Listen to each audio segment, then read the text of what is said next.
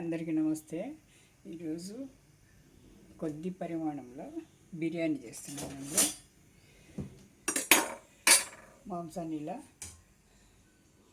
పసుపు, తర్వాత పెరుగు, అల్లం వెల్లుల్లి పేస్ట్ కొద్దిగా వేసి మ్యారినేట్ చేసి పెట్టేశానండి. హాఫ్ అన్ అవర్ బియ్యం నానబెట్టేసాను అనమాట. బాస్మతి రైస్ నానబెట్టేసాను. ఇప్పుడు ఇది హోల్ గరం మసాలా ఉంది కదా, ఇది వేసేస్తున్నాను. పచ్చిమిరపకాయలు కర్రీ పెట్టుకున్నాము.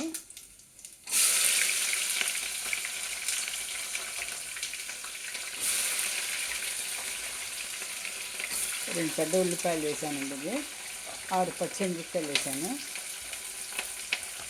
ఇది బాగా వేగాలి. వేగే వరకు ఇదిగోండి, ఎర్రగా అయిపోయింది. ఇది వేగిపోయింది బాగా. ఇప్పుడు మాంసం ఇందులో మ్యారినేట్ చేసి పెట్టుకున్నాం కదా, ఈ మాంసాన్ని వేసేస్తున్నానండి.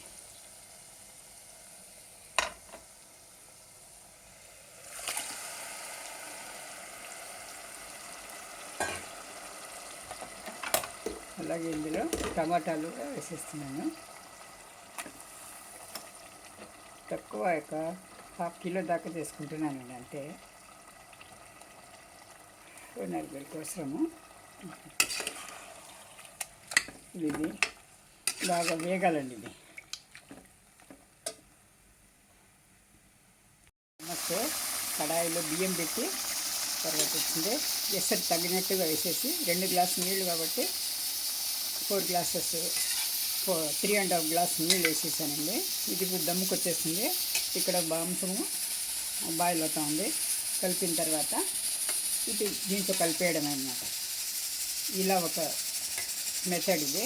ఇప్పుడు అవుతుంది. కొద్దిగా నీళ్ళు ఉంది కాబట్టి అవంతా చేసేది మూత పెట్టేస్తుంది.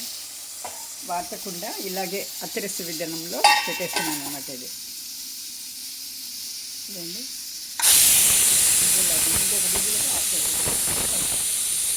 చూడండి, కుర్మా అఖని అంటారు. ఇది కుర్మా రెడీ అయిపోయింది. ఇప్పుడు దీన్ని ఈ అన్నం కూడా దగ్గరికి వచ్చేసింది. ఇంట్లో వేసేస్తానండి. ఇది వేసి కలపడమే అన్నమాట. ఇది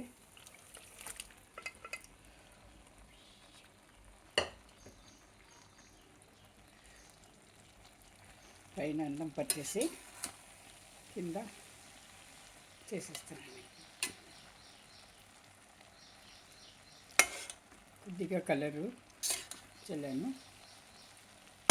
ఇప్పుడు దమ్ అయిపోతుందండి. ఇది దమ్ ఇచ్చేస్తే తర్వాత మనం కలుపుకోవచ్చు. మొత్తం మూసి పెట్టేస్తాను. ఇదిగోండి, వేడి వేడి బిర్యానీ రెడీ అన్నమాట. సరే, ఇలా పుల్లుగా వస్తుంది అన్నమాట. మొత్తం కలిపేస్తే నీట్గా వచ్చేస్తుంది. ఇలా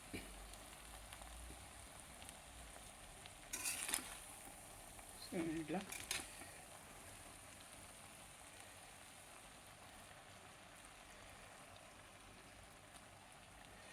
వేడి వేడి మటన్ బిర్యానీ రెడీ.